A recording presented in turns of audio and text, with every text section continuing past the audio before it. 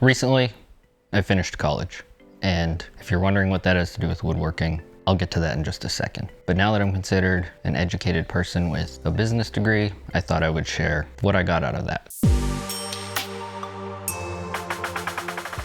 I might have gone about this the wrong way, but now I have a router sled. This was a graduation gift from my dad, and because I don't have a space to set this up permanently, today I'm building a platform to work on that I can set up and take down anytime I need to flatten a slab. I got a set of Microjig Matchfit Dovetail Clamps, which means I'll be laying out a 4" by 4" dovetail grid at about 48 inches by 30 inches so that my entire router sled will fit on it. Before I get any farther into this video, I want to pause and say welcome. My name is Ethan, this is Insomniac Woodcraft, and thank you for checking out this project. I'm going to start off doing some quick mental math to try to satisfy the OCD part of my brain to keep all these grooves nice and symmetrical. And in about an hour, my time, a few minutes your time, I'll realize I messed up. I'll be using a 1/4" inch straight bit to do the initial layout of this 4" by 4" grid.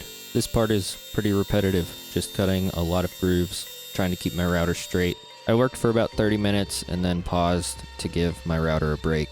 And then when I came back, I finished all the routing in this direction. And right about here is when I realized my math was off. And it took me a little bit to discover what I did wrong. I didn't account for the thickness of my 1/4" bit, which means every groove was 4 1/8 inches instead of 4 inches, and across about 12 cuts. That resulted in being about 1.5 inches off. Since this one's not symmetrical, I'm just going to throw this piece away and start over. Just kidding. I'm going to do some more mental math to try to get this symmetrical, running in the perpendicular direction, but I decided to just stick with that 4 1/8 inch instead of 4" because it won't really make a difference for the clamps that I got.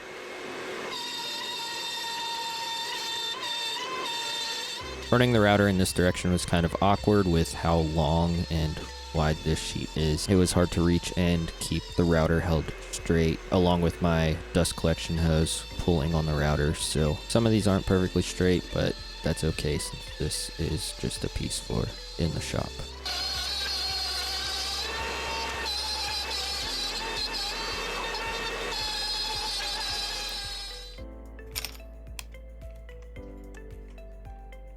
With the layout done, I'll switch to a 1/2" dovetail bit and now do all of that routing again.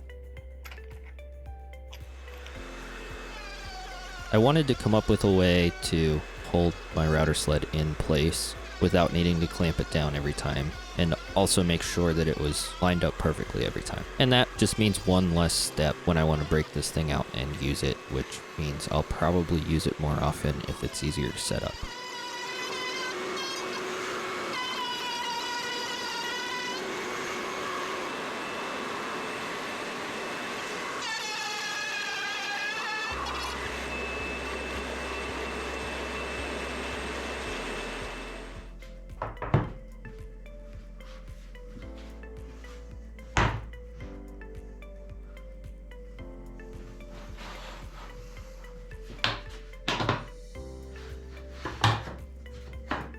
This close side of my sheet of melamine is the factory edge, so it is nice and straight. So I'll be using this side as my reference.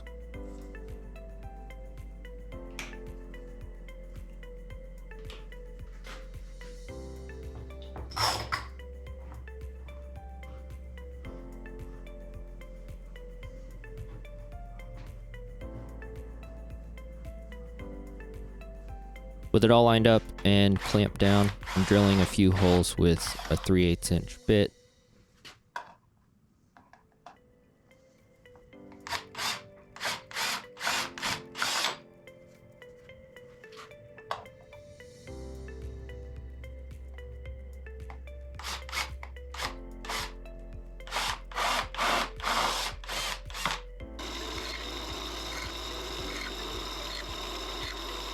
I'll slip these dowels into the holes I just drilled and then do a quick dry fit. Gotta stand back and admire for a second.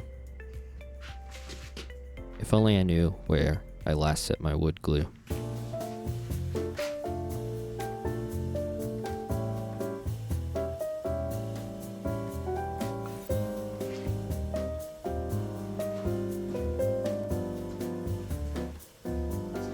props to me, I did finally find it.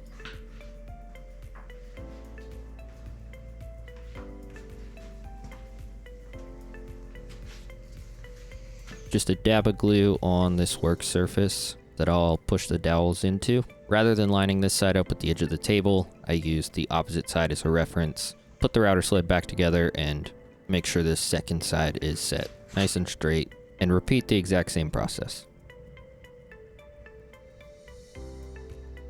While trying to squeeze the last little bit out of this bottle of Gorilla Glue, I had an epiphany. I remembered that the wood glue I was originally looking for was on the shelf where it belongs.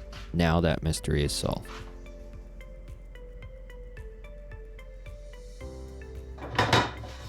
I'm really happy with how this turned out. This is going to be a great work surface. Here's a quick look at these dovetail clamps that I have, and you may have noticed in the last video I was using these to hold down a cutting board, and I built this smaller section of the exact same dovetail grid layout, and this raises my work surface about 2 inches for when I'm working on some thinner material. I hope you enjoyed this video. Thanks again for watching. If you haven't yet, please consider subscribing, because in my next video, I'll be putting this router sled to use.